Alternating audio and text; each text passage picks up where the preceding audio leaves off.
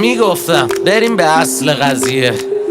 اینجا همه مغز و زبونن، انگا کل پزیه. پک گل از اینا ارزشش بیشتره، هنوزم اسپانسرشون هم مکتیه. خلاصه خیلی وضع بدیه، ولی من بازم خار کارو میگم، اصلا کاری ندارم به بقیه. صاحبون زاخارا و نردبونه بدخواه، شاکیان همو کرده کونه کف خوابا. خورد شده دیگه همه جور عصابا، بگو جمع کنن دم خونه اسبابا رو. وای یه وقت بام بد نشی، یا جلو رام صد نشی، یا جلو پام رد نشی. اگه پیچیدم چاقی و کام بد ندی. هی من و تو این شیر و گربه ایم، یا این بچه و بابا. تو تا دیرو جیمی ما بودی، ولی یادت رفته نقش تو حالا. مثلا تو جک ملوبی های سرامیزو میری بالا، ازم میرسی به کیر طلا. مثلا ما حتی فیمس و خفن میسازیم از کیر خرا. مثلا اما یاد گرفتن گادفادری و بد، اما شاخ شدن بی پدرا. مثلا کسخل نمیشنوه، نه خب گشاد میشه جیب کرا.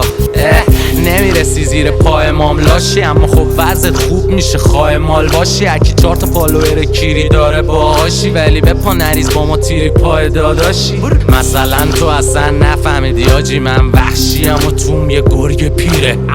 مثلا تو اصلا نفهمیدی که دود سمت آدم بزرگ میره. نردبونا رو جمع کنید، من خودم بالا برم، من خودم آسانسورم. یاد گرفتم اگه کسی بالا نرم. آره تو رو بگات میدم بالاخره، اگرم حالا ندم هر کاری کنی ببین من با چاقالا بدم. صاحبون زاخارا و نردبونه بدخواه، شاکیان همو کرده کونه کف خوابا. خورد شده دیگه همه جور عصابا، بگو جمع کنن دم خونه اسبابا رو. وای یه وقت بام بد نشی، یا جلو رام صد نشی، یا جلو پام رد نشی. اگه پیچیدم چاقی و کام بد ندی. هی زاخارای من دوران دیدن، رفیقای تو هم تای صدفان میشن. ما رو ببیننم بله قربان میگن، آخه سوری هن اینا میان جولان میدن. ایرن کی اومده زاخا لازم نی بگم، وقتی دوتا قول میان با قائم شی فعلا. خب هیچی نداره لازم تیم من، وقتی داشمی میاد با R&B سن. شاخ شدن حالا تازه کارا، گشنا جدیدن گرفتن فاز دارا.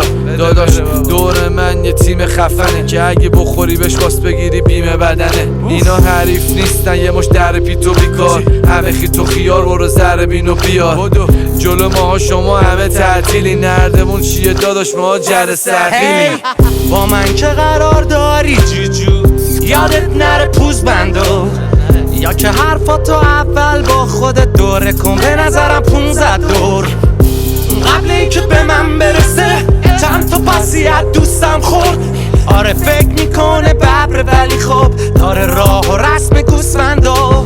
گوسفند کارمنده آهوشی کاره، گوزو مخت پیش ما میشه پاره. تو هم میرسی اگه لابیشه کاره. خسخال رح اینو ول کن برو اروپا، از همین چشما بیشو داره.